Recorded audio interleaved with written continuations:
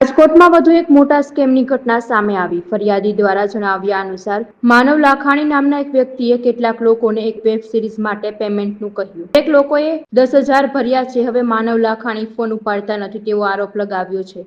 અમદાવાદ, રાજકોટ, સુરત બધા સાથે કુલ 8 લાખ રૂપિયાનો ફ્રોડ થયો છે।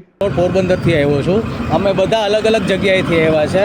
અમે એક ફ્રોડનો શિકાર બન્યા છે, જે માનવ લાખાણી કરીને છે એક વ્યક્તિ, જે અત્યારે સ્થિત પુણે છે પણ તે રાજકોટ આવ્યો હતો અને અમને બધાને 10,000 પેમેન્ટ કરવાનું કીધું છે એક વેબ સિરીઝ માટે, બરાબર।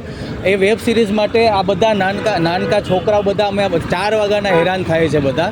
આ બધાને તમે જોઈ લો, બરાબર, બધાને તમે જોઈ લો। આ બધા ભોગ બનેલા છે।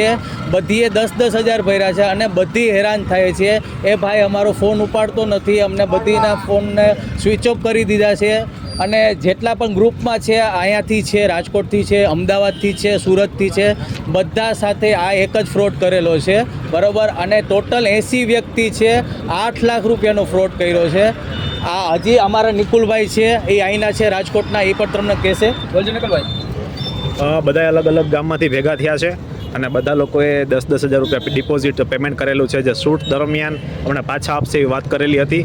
અમે બીજા આખા ગુજરાતમાં થઈને 70થી 80 લોકો છીએ એમ કરીને ગણીએ એટલે 7થી 8 લાખનું ફ્રોડ કરેલ છે। અને આ ભાઈનું નામ છે માનવ લાખાણી, જે હાલ પુણે બાજુ છે અને છે રાજકોટનો ભાઈ છે। મારું નામ કુંજલ સિંગાડા છે, હું રાજકોટથી છું। મારો સન મોડલ ને એક્ટર છે, એટલે અમે બધા ફેશન શોમાં અને જતા આવતા હોય ત્યાં 2 વર્ષ પહેલાં આ માનવ લાખાણી નામનો યુવક, જે અંદાજે 20 થી 25 વર્ષની એની એજ છે, અમને મળેલા। અને 2-3 મહિના પહેલાં એણે અમને લોભામણી સ્કીમ જેવું આપ્યું કે હું એક વેબ સિરીઝ ચાલુ કરવાનો છું, તમારે અત્યારે ડિપોઝિટ પેટે 7થી 10,000 જેવું બધા પાસેથી લીધું છે અને પછી હું 6 એપિસોડ શૂટ કરવાનો છું। પર એપિસોડ અમને સામે ફીઝ આપવાના હતા અને આ ફીઝ એણે અમારી પાસેથી ડિપોઝિટ પેટે લીધી હતી કે અમે લોનાવાલા જઈશું એટલે અમને આપી દેશે।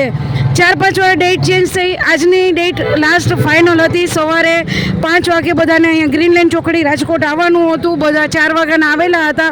નાના અમારા બાળકો સાથે અમે બધા સવારના આવેલા હતા અને અમે અહીંયા એની બસની વેઇટ કરતા હતા। તો એ વારે ફોનમાં એટલું જ જવાબ દેતા હતા, હમણાં બસ આવે છે, હમણાં બસ આવે છે, 10 મિનિટ 15 મિનિટ 10 મિનિટ જવાબ દેતા હતા અને પછી ફોન સ્વિચ ઓફ કરી નાખ્યો। પાછો થોડી વાર એણે ફોન ચાલુ કર્યો અને 12 વાગે આવશે બસ એવો ટાઈમ આપ્યો અને અત્યારે 12-1 વાગવા આવ્યા છતાંય તે હજી સુધી એની બસ નથી। હવે એના ફોન સ્વિચ ઓફ આવે છે, એનો કોઈ અતોપતો નથી, એના કોઈ કોન્ટેક નથી અને કાંઈ અમને મેસેજ નથી। એટલે એણે અમારી સાથે ધોખો કર્યો। એટલે અમે જાહેર જનતાની હિત માટે આ પ્રેસમાં અમે નોટ આપવા માંગીએ છીએ કે એના જાલમાં કોઈ ફસાય નહીં બીજી વાર અને કોઈ સાથે આવું ફ્રોડ ન થાય, એના માટે થઈને અમે એની વિરુદ્ધ B ડિવિઝન પોલીસ સ્ટેશનમાં ફરિયાદ પણ લખાવી છે અને જે થતું હશે અમે એના વિરુદ્ધ બધું કરશું।